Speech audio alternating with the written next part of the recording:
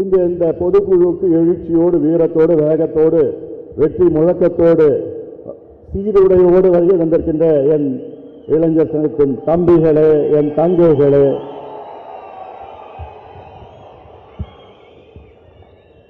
அனைத்து நிலை இளைஞர் சங்கத்தின் நிர்வாகிகளே, ஊடக நண்பர்கள் உள்ளிட்ட என் உயிரிடு மேலான அன்பு பாட்டாளி சொந்தங்களே, உங்கள் அனைவருக்கும் இந்த அன்புமணி ராமதாசன் பணிவான வணக்கங்கள். உங்களை இன்று சந்திப்பதில் மிக்க மிக்க மகிழ்ச்சி. நானும் மீண்டும் ஒரு உங்களை அன்போடு வரவேற்கின்றேன். நம் கட்சியிலே மிக முக்கியம் இளைஞர் சங்கம். இளைஞர்கள் உங்களை நம்பித்தான் நம் கட்சி இருக்கிறது. நீங்கள் வருகின்ற சட்டமன்ற தேர்தலில் அர்ப்பணிப்போடு நீங்கள் பணியாற்ற வேண்டும். இன்னும் 2 மாதத்தில் தேர்தல். இந்த தேர்தலில் எப்படி நீங்கள் செயல்பட வேண்டும் என்று கடந்த 6 மாதங்களாக உங்களுக்கு நான் சொல்லி வருகின்றேன். இந்த தேர்தலுடைய சூழல் பற்றி உங்களுக்கு தெரியும். நம் கட்சிக்குள் நடக்கின்ற இந்த சூழலும் அதுவும் உங்களுக்கு தெரியும். இந்த குழப்பங்களுக்கு யார் காரணம் என்றும் உங்களுக்கு தெரியும். இதற்கெல்லாம் ஒரே காரணம் யார் என்றால் திமுக, ஆளுகின்ற திமுகவை ஆட்சியை விட்டு விரட்டி அடிக்க வேண்டும். இனி தமிழ்நாட்டில் திமுக ஆட்சி நடைபெறக்கூடாது. இந்த தேர்தல் நமக்கு மிக முக்கியமான ஒரு தேர்தல். அதற்காகத்தான் கடந்த 4 மாதத்திற்கு முன்பு தமிழ்நாடு முழுவதும் ஒரு நடைபயணத்தை மேற்கொண்டு ஒரு விழிப்புணர்வை ஏற்படுத்தி திமுகவுடைய அவல ஆட்சியை பற்றி அனைத்து தரப்பு மக்களை சந்தித்து அதை தெளிவுபடுத்தினேன். அதன் பிறகு மிகப்பெரிய மாற்றம் தமிழ்நாட்டில் வந்திருக்கிறது. ஆக இங்கு வந்திருக்கின்ற என் தம்பிகளும் தங்கைகளும், இன்னும் 2 மாதம் இருக்கிறது உங்களுக்கு.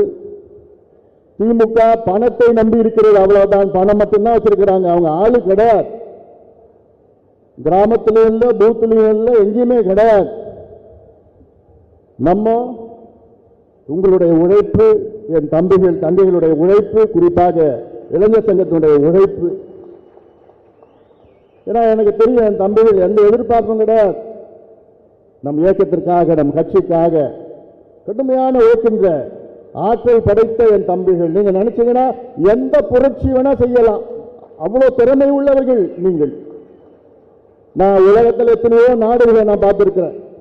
எத்தனையோ நாடுகளில் பல புரட்சிகள் நடந்திருக்கிறது. யாராலனா உங்களை போன்ற இளைஞர்களால். 2011 2012 அந்த காலத்தில் அரப் ஸ்பிரிங் ரெவல்யூஷன் என்று அங்கே ஆப்பிரிக்கா கண்டத்தில் வடக்கு பகுதியிலே மிகப்பெரிய ஒரு புரட்சி நடந்தது. துனிசியா நாட்டிலே அந்த புரட்சி தொடங்கியது. பிறகு லிபியா, ஈஜிப்ட் போன்ற நாடுகளில் அந்த புரட்சி பரவி 27 ஆண்டுகள் 30 ஆண்டுகளாக ஆண்ட அதிபர்களை ஒரே வாரத்திலே தூக்கி எறிய வைத்த அந்த நாட்டின் இளைஞர்கள். அவர்களை விட நீங்கள் திறமைசாலிகள். அவர்களை விட நீங்கள் வீரமுள்ளவர்கள். ஏன் அங்க போனோம்? இந்தியாவில் அண்டை நாடுகள் கடந்த ஆண்டு பங்களாதேஷிலே நடந்த மிகப்பெரிய ஒரு புரட்சி, ஆட்சி மாற்றம் நடந்தது. கடந்த ஆண்டு நேபாளில் நாட்டிலே மிகப்பெரிய ஒரு புரட்சி, ஆட்சி மாற்றம் நடந்தது. அதற்கு முந்தைய ஆண்டிலே இலங்கையிலே மிகப்பெரிய ஒரு புரட்சி, ஆட்சி மாற்றம் நடந்தது. அத்தனை புரட்சியும் செய்தது யார்? உங்களை போன்ற இளைஞர்கள் தான். அவர்கள் செய்த அந்த புரட்சி சில நேரத்தில் வன்முறை இருந்தது. அதை நாம் தவிர்க்க வேண்டும்.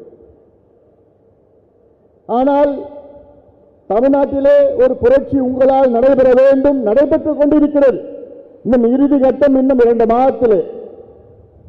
அதனால்தான் களத்திலே இறங்குங்கள். இந்த தீய சக்தி திமுகவை பற்றி சொல்லுங்கள். இந்த ஊழல் திமுகவை பற்றி சொல்லுங்கள்.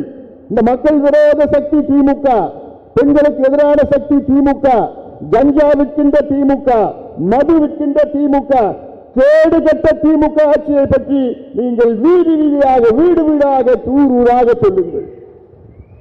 சொல்லி ஒரு மாற்றம் உறுதியாக நடக்கும், உறுதியாக நடக்கும். நல்ல கூட்டணிகளை நாம் சென்றிருக்கின்றோம்.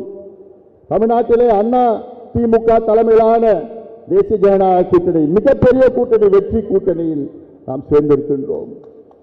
உறுதியாக நம் கூட்டணி வெற்றி பெறும். குறைந்தது 200 தொகுதிகளில் நாம் வெற்றி பெறுவோம். குறைந்தது. என்னுடைய ஆசை திமுக ஒற்றை இலக்கு தான். எண்ணிக்கையில 10க்குள்ள அவ்வளவுதான் வருவாங்க. அது பார்த்துட்டு தான் இருக்குங்க.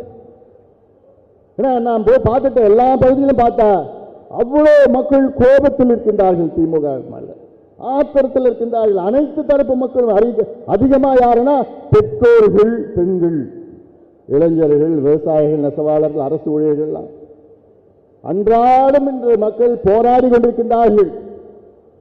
ஒரு 3 நாட்களுக்கு முன்பு நம்ம பார்த்த சத்துணவு ஊழியர்கள் போராட்டம். அங்க போய் உட்கார்ந்து பெண்கள் கிட்ட பேசின அவ்வளோ பாவமா இருக்கு அந்த பெண்கள். ஐயா, நான் 15 வருஷமா இருக்கிறேன், 20 வருஷமா இருக்கிறேன், எனக்கு எவ்வளோமா ஊதியம்னா 6000 ரூபாய், 6500 ரூபாய். இதை வச்சுட்டு ஐயா எப்படியா நான் வாடகை கொடுக்க முடியும்? எப்படி ஐயா என் பிள்ளைகளை நான் படிக்க வைக்க முடியும்? எப்படி ஐயா சாப்பிட முடியும்? எப்படி ஐயா கரண்ட் பில் கட்ட முடியும்? எப்படி ஐயா நான் பஸ்ஸில் போக முடியும்? இப்படி எல்லாம் கதறி கொண்டிருக்கின்ற அந்த பெண்கள் இவ்வளோ உழைக்கிறாங்க. நம்ம பிள்ளைகளை பார்த்துக்கிற பெண்கள் அவங்க. ஆனா அவங்க வீதியில போராடிட்டு இருக்கிறாங்க. இன்னும் அந்த பக்கம் போனா ஊராட்சி மன்ற செயலாளர்கள் அவங்க போராட்டம் நடத்திட்டு இருக்கிறாங்க. பணி நிலைப்பு கிடையாது, சமநிலை ஊதியம் கிடையாது. இன்னும் போனா செவிலியர்கள் போராட்டம் பண்ணிட்டு இருக்கிறாங்க. இன்னும் அந்த பக்கம் போனா துப்புரவு பணியாளர்கள், நம் குப்பையை அள்ளுகின்ற துப்புரவு பணியாளர்கள், நம் நாட்டை, தமிழ்நாட்டை தூய்மையாக வைத்துக் கொண்டிருக்கின்ற துப்புரவு பணியாளர்கள், அவங்க பாவம் போராடிட்டு இருக்கிறாங்க. எதுக்கு போராடுறாங்க? 20 வருஷமா நான் வேலையில் இருக்கிறேன், இன்னைக்கு திடீர்னு எங்களை வெளியேற்றிடுறாங்க, எங்களுக்கு வேலை இல்லைன்னு சொல்றாங்க, தனியார் மயமாக்கிட்டாங்க. ஸ்டாலின் அவர்களே, நிச்சயமாக அத்துணை தரப்பு மக்களுக்கும் நீங்கள் துரோகம் செய்திருக்கிறீர்கள். ஒரு பக்கம் செவிலியர்கள், ஒரு பக்கம் மருத்துவர்கள், ஒரு பக்கம் இடைநிலை ஆசிரியர்கள், ஒரு பக்கம் துணை பேராசிரியர்கள், ஒவ்வொரு பக்கமும் ஒவ்வொரு போராட்டம் நடந்துட்டு இருக்குது. அத்துணை போராட்டத்திற்கு காரணம் யார் தெரியுமா? முதலமைச்சர் மு.க. ஸ்டாலின் அவர்கள். ஏன் தெரியுமா? 5 ஆண்டுகளுக்கு முன்பு இதே முதலமைச்சர் மு.க. ஸ்டாலின் அவர்கள் வாக்குறுதிகளை கொடுத்தார்கள் இத்தனை மக்களுக்கு. என்ன வாக்குறுதி? சத்துணவு ஊழியர்களுக்கு வாக்குறுதி, துப்புரவு பணியாளர்களுக்கு வாக்குறுதி, அரசு ஊழியர்களுக்கு வாக்குறுதி,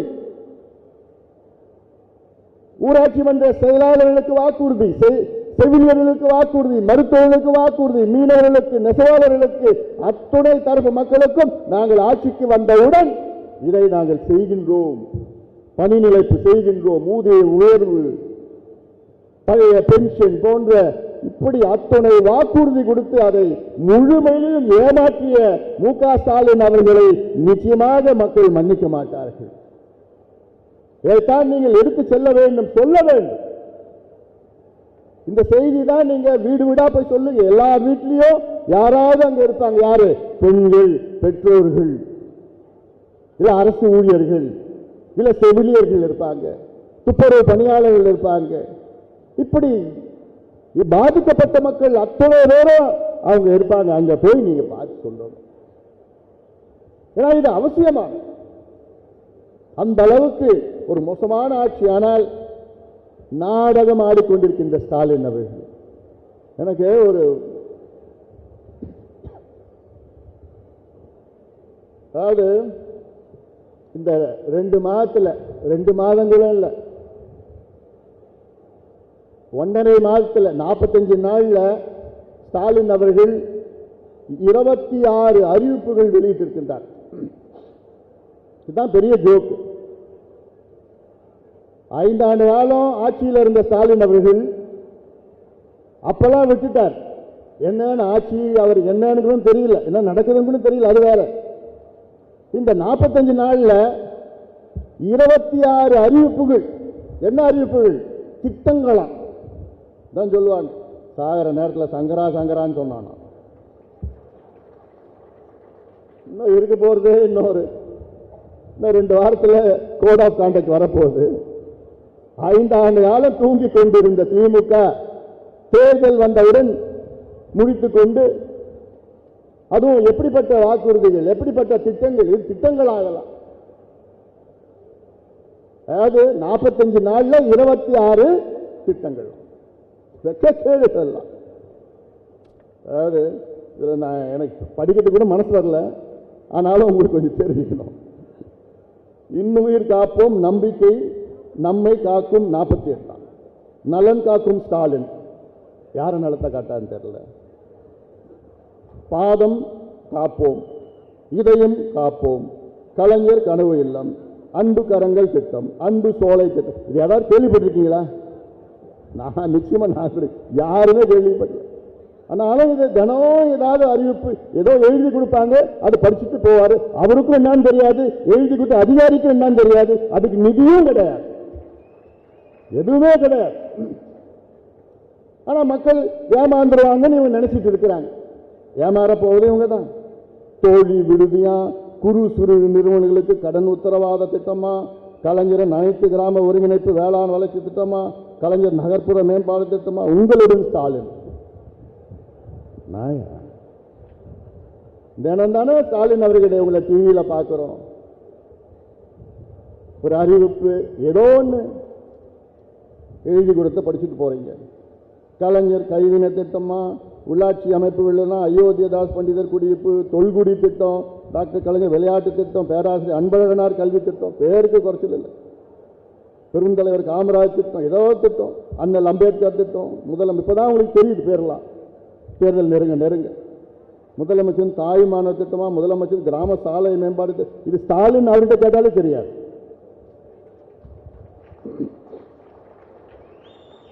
அடுத்த நாள் போய் கேளுங்க அவருக்கு, அப்படியான்னு சொல்லுவார்.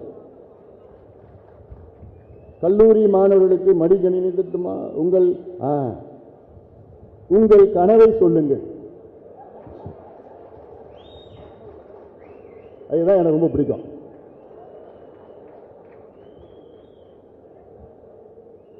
உங்கள் கனவை சொல்லுங்கள். சொல்லிடலாமா? ரெடியா? அதில் என்ன பண்ணுங்க, அந்த வெப்சைட்டுக்குள்ள போங்க. நீங்க மட்டும் இல்ல, நம்ம இளைஞர்கள் எல்லாத்தையும் சொல்லி உள்ள போயிட்டு உங்களுக்கு என்னென்ன மனசுல தோன்றுதோ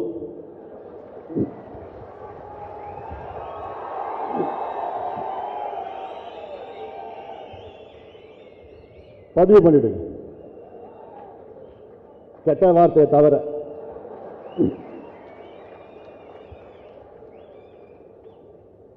எல்லா இளைஞரையும் சொல்லுங்க. நம்ம கட்சி பக்கத்தில் வீடு, அந்த வீடு, எல்லாரையும் சொல்லுங்க. இளைஞர்கிட்ட சொல்லுங்க.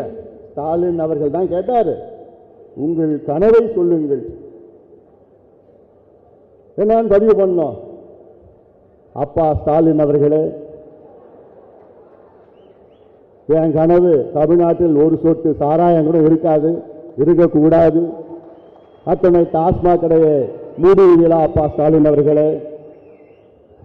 அப்பா ஸ்டாலின் அவர்களே, எங்க ஊர்ல தெரு தெருவா கஞ்சா விற்கிறாங்க, கல்லூரி வாசல்ல கஞ்சா விற்கிறாங்க, பள்ளிக்கூட வாசல்ல கஞ்சா விற்கிறாங்க. இந்த தலைமுறையை நாசப்படுத்திட்டீங்களே ஸ்டாலின் அவர்களே, எப்படியாவது இந்த கஞ்சாவை தடுக்க முடியுமா அப்பா ஸ்டாலின் அவர்களே? அதுதான் என்னுடைய கனவு ஸ்டாலின் அவர்களே. அப்பா ஸ்டாலின் அவர்களே, இந்த சாதிவாரி கணக்கெடுப்பு நடத்தாத காரணத்தால் தான் இவங்களுக்கெல்லாம் வேலை கிடைக்கல. எல்லா சமுதாயம் பின்தங்கி போயிடுச்சு. மற்ற மாநிலங்களில் கணக்கெடுப்பு நடத்தி அங்க இடஒதுக்கீடு அதிகப்படுத்திட்டாங்க, வேலை கொடுத்துட்டாங்க, கடன் கொடுத்துட்டாங்க, வீடு கட்டி கொடுத்திருக்கிறாங்க, சமூக நலத்திட்டம் கொடுத்திருக்கிறாங்க, படிப்பு கொடுத்திருக்கிறாங்க, எல்லாம் கொடுத்து அங்க வளர்ச்சி பெற்றுட்டு இருக்கிறாங்க. ஆனா நீங்க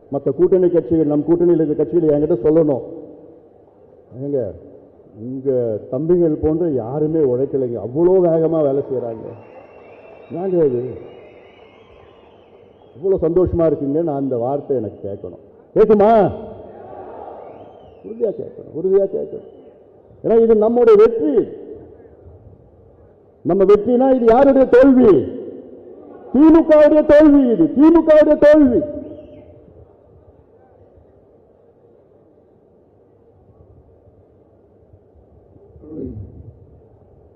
அதை பத்தி பேசக்கூடாதுன்னு, அதாவது ஐயாவை சுத்தி சில துரோகிகள் இருக்கிறாங்க. ஐயா கிட்ட தப்பு தப்பா பொய்யா சொல்லியே ஐயாவுடைய மனசை மாற்றி பொய்யான தகவலை சொல்லி, நேற்று கூட நம்ம சின்னம், நம்ம தேர்தல் ஆணையம் நமக்கு தான் அங்கீகாரம் கொடுத்து எல்லாமே இருக்குதாது, அதையும் ஐயா கிட்ட பொய்ய சொல்லி நம்ம தான் வெற்றி பெற்றோம், நம்ம தான் வந்துருச்சு, இப்படியெல்லாம் சொல்லிக்கிட்டு இருந்த இந்த துரோகிகள். அதில் ஒரு முக்கியமான துரோகி ஜி.கே. மணி.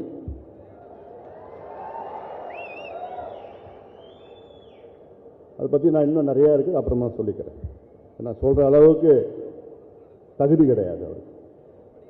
இந்த கூட்டத்தில் அவரை பற்றி பேசுகிறதுக்கு தகுதி கிடையாது, தகுதி இழந்துட்டார். ஏன்னா இதெல்லாம் நான் வேறு விதத்தில் சொல்கிறேன், ஏன்னா அதைத்தான் நான் மீடியாவில் போடுவாங்க நாளைக்கு. இன்னைக்கு தமிழ்நாட்டில் அனைத்து தரப்பு மக்களும், மீண்டும் சொல்கிறேன், அதிகமாக கோபமாக இருப்பது பெண்கள் தான், பெற்றோர்கள் பெண்கள் தான் இருக்கிறாங்க. தினம் சட்டம் ஒழுங்கு பிரச்சனை மட்டும் இல்லை, தினம் பெண்களுக்கு எதிரான ஒரு நிகழ்வு நடந்துட்டு இருக்கு, தினம் நடந்துட்டு இருக்கிறார்கள். அது அவ்வளோ கோபத்தில் இருக்கின்றார்கள். அரசு ஊழியர்களை பற்றி உங்களுக்கு தெரியும், ஆசிரியர்கள், இணை பேராசிரியர்கள், எங்கே போனாலும் மருத்துவர்கள், நெசவாளர்கள், விவசாயிகள் எல்லாம் உங்களுக்கு கோபத்தில் இருக்கு. இன்னைக்கு திமுக இன்னைக்கு ஏதோ களத்தில் இருக்கிறாங்க, இல்லை, களத்தில் ஏதோ இருக்கிற மாதிரி ஒரு தோற்றத்தை உருவாக்கி இருக்கின்றார்கள். ஒரு இல்யூஷன் தான் திமுக இன்னைக்கு, ஒரு இல்யூஷன், அவ்வளவுதான். அதுக்கு காரணம் என்னன்னா நம்ம சில ஊடக நண்பர்கள், அவ்வளவுதான். இப்ப எல்லாமே புரிஞ்சுக்கிட்டாங்க அவங்கள பத்தி. இன்னும் கொஞ்ச நாள் ஊடகமும் அவங்க வேலையை காமிச்சிட போது நினைச்சிட்டு இருக்கிறாங்க. ஏன்னா இவ்வளவு ஒரு மோசமான ஆட்சி தமிழ்நாடு பார்த்தது கிடையாதுப்பா. தமிழ்நாட்டில் இது வரைக்கும் சுதந்திரத்துக்கு பிறகு தமிழ்நாட்டில் 16 தேர்தல்கள் நடந்தது. அதில் 12 முதலமைச்சர்கள் தேர்வானார்கள். நம்முடைய கர்ம வீரர் காமராஜர் அவர்கள், அண்ணா அவர்கள் போன்ற முதலமைச்சர்கள் எல்லாம் 12 பேர் தேர்வு பண்ணாங்க. இந்த 12 முதலமைச்சர்கள் மிக மோசமான முதலமைச்சர் என்று பெயர் எடுத்தது இப்போ இருக்கின்ற முதலமைச்சர் மு.க. ஸ்டாலின் அவர்கள். ஏன்னா என்ன நடக்குதுன்னே தெரியாத முதலமைச்சர் நீங்க பார்த்திருக்கீங்களா?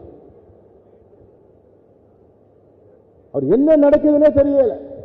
ஏதோ 4 அதிகாரிகள், 5 வியாபாரிகள்.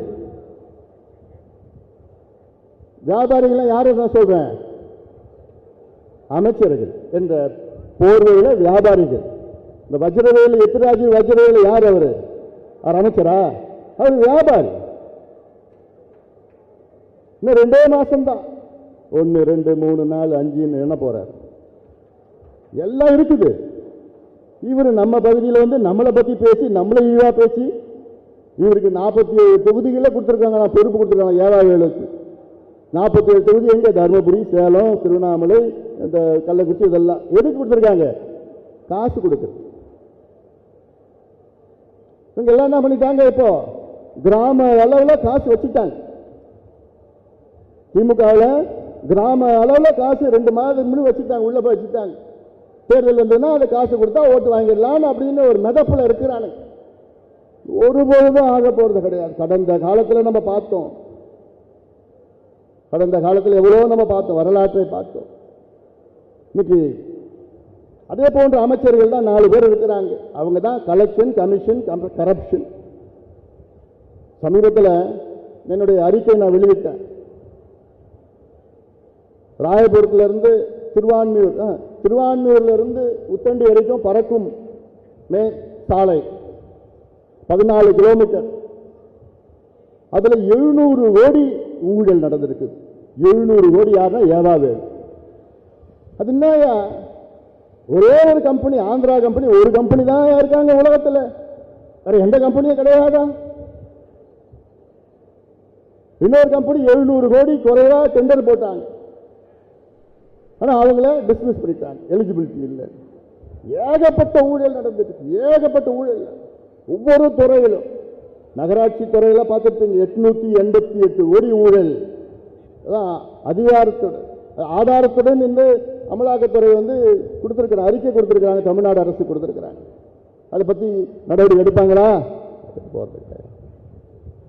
366 கோடி பணியிட மாற்றம், டிரான்ஸ்பர் ஒரு மாதத்தில், ஒரே மாதம் டிரான்ஸ்பருக்கு 366 கோடி. 1020 கோடி போஸ்டிங் ஊழல். மணல் 4700 கோடி மணல் கொள்ள. டாஸ்மார்க் கொள்ள பார்த்தீங்கன்னா 1,82,000 கோடி. டாஸ்மார்க் 5 ஆண்டு காலம் வரி ஏய்ப்புல இருந்து எல்லாம். அந்த பாட்டில் இருக்குல்ல 5000 கோடி பாட்டில், 5 ரூபா 10 ரூபா பாட்டில், 10 ரூபா பாலாஜி, செந்தில் பாலாஜி. இப்படி ஒவ்வொரு துறையிலும் அவ்வளோ ஊழல் எல்லாம் வச்சிருக்கிறோம், நடக்குது, வேலை பண்ணிட்டு இருக்கிறோம், வெளியில வரும். அதனால மக்கள் இன்னைக்கு வெறுப்புல இருக்கிறாங்க, திமுக மீது வெறுப்புல. மக்கள் மட்டும் இல்ல, அவங்க கூட இருக்கிறவங்களே வெறுப்புல ஆயிட்டாங்க. அவங்க கூட்டணியே வெறுப்புல இருக்கிறாங்க. அவங்க கூட்டணியே யாரும் வேலை செய்ய போறது கிடையாது. அவங்க கூட்டணியே அவங்களை தோக்கடிச்சிருவாங்க. இதெல்லாம் நீங்க பார்த்துதான் போறீங்க. அதனால களம் நமக்காகவே இருக்கிறது, நமக்கு சாதகமாக இருக்கிறது, நம் கூட்டணிக்கு சாதகமாக இருக்கிறது. அதனால் நீங்கள் எல்லோரும் களத்தில் இறங்குங்கள். எந்த எதிர்பார்ப்பு இல்லாமல் நீங்கள் அர்ப்பணிப்போடு நீங்கள் பணியாற்ற வேண்டும். நம் கூட்டணி மிகப்பெரிய வெற்றியை பெற வேண்டும். வெற்றியை பெற்று நம்முடைய திட்டங்கள் எல்லாம், நம்முடைய கொள்கை திட்டங்கள், சாதி வாரி கணக்கெடுப்பு போன்றதெல்லாம் நம் திட்டங்கள் எல்லாம், அதை நாம் நிச்சயமாக நாம் நிறைவேற்றுவோம். சமூக நீதி நம் கொள்கை, உயிர்மூச்சு கொள்கை, அதையெல்லாம் அதில் இருக்கின்ற அத்துணை செயல்களிலும் நாம் நிறைவேற்றுவோம். இதெல்லாம் எவ்வளோ இருக்கிறது, அதெல்லாம் அதற்கு நாம் வெற்றி பெற்றாக வேண்டும். இந்த தீய சக்தி, இந்த திமுக, அதை அப்புறப்படுத்த வேண்டும். இனி தமிழ்நாட்டில் திமுக ஆட்சி வரக்கூடாது, வரப்போவது கிடையாது, வரப்போவது கிடையாது. அதுதான் முக்கியம். நீங்க ஞாபகம் வச்சுக்கணும், வரப்போவது கிடையாது. அந்த வகையில் நீங்கள் எல்லோரும் வேகமாக பணியாற்றுங்கள், அர்ப்பணிப்போடு பணியாற்ற வேண்டும். உங்களை நம்பி இருக்கின்றேன். நான் இளைஞர் சங்கத்தில் உள்ள என் தம்பிகளை நம்பி இருக்கின்றேன், உங்களை நம்பி நான் இருக்கின்றேன். நிச்சயமாக உங்களை 100 விழுக்காடு நான் நம்பலாம். காரணம், உங்களுடைய சக்தி, உங்களுடைய திறமை, உங்களுடைய வீரம், உங்களுடைய செயல்பாடுகள் எல்லாம் நான் பார்த்து வருகின்றேன். இந்த வகையில் உங்களை போன்று வேறு எந்த கட்சியிலோ வேறு எந்த இயக்கத்திலும் யாருமே கிடையாது. அந்த அளவுக்கு நீங்கள் வீரம் படைத்தவர்கள், உறுதி படைத்தவர்கள். அதே வேளையில் நமக்குள்ள விமர்சனம் செய்து உங்கள் நேரத்தை வீணாக்காதீர்கள். புரியுதா? சொல்றது புரியுதா? இது முக்கியமான நீங்க புரிஞ்சுக்கணும். நமக்குள்ளே நீங்க விமர்சனம் போட்டு பதிவு போட்டு அவன் போட்டானா இவன் போட்டா அதெல்லாம் வேண்டாம், நேரத்தை வீணாக்காது. நமக்கு ஒரே எதிரி யாரு? இந்த திமுக, கொடுங்கோல் திமுக ஒரே எதிரி, அவ்வளவுதான். அவன் சூழ்ச்சினாலதான் இந்த குழப்பங்கள்லாம் ஏற்படுத்திட்டு இருக்கிறான். நமக்குள்ள குழப்பம் ஏற்படுத்தி இங்கே கொளுத்தி போடுவான், அங்கே கொளுத்தி போடுவான். அதுதான் அவனை PhD படிச்சு வச்சிருக்கிறான் திமுக. அதுக்கு எப்படி எப்படி குழப்பம் பண்றது, எப்படி பண்றது, யாரை வச்சு பண்ணலாம், எப்படி வச்சு பண்ணலாம்னு இருக்குது. அதனால இது நம்முடைய எதிரி திமுக. திமுகவை வீழ்த்த வேண்டும். ஒற்றை எண்ணிக்கையில தான் அவங்க ஜெயிப்பாங்க. அது கூட ஜெயிப்பாங்கன்னு தெரியாது. அந்த நிலை வந்துடுச்சு. இன்னும் போக போக வேற விதமா இன்னும் வேகமா போயிட்டு, அதை நீங்கள் மனதிலே வைத்து இங்கே வருகை வந்திருக்கின்ற என் தம்பிகளே, என் தங்கைகளே, களத்தில் இறங்கி வேகமாக பணியாற்றி நம் கூட்டணி அதிமுக தலைமையிலான வெற்றி கூட்டணி நாம் உருவாக்கி இருக்கின்றோம். நம் கூட்டணி மிகப்பெரிய வெற்றி பெற வேண்டும் என்று இந்த நேரத்திலே நான் கேட்டுக்கொள்கின்றேன். இந்த மாநில இளைஞர் சங்க பொதுக்குழுவை மிக சிறப்பாக நடத்தி கொண்டிருக்கின்ற என்னுடைய அருமை தம்பி கணேஷ்குமார் அவர்கள் உள்ளிட்ட மேடையில் இருக்கின்ற அனைத்து நம்முடைய இளைஞர் சங்கத்தின் செயலாளர்கள், இங்கே வருகை தந்திருக்கின்ற அனைத்து நிலை நிர்வாகிகள், மாநில மாவட்ட ஒன்றிய இளைஞர் சங்கத்தின் நிர்வாகிகளுக்கு என்னுடைய மனமார்ந்த வாழ்த்துக்கள், பாராட்டுகளை தெரிவித்து நன்றியோடு அமர்கின்றேன். வணக்கம்.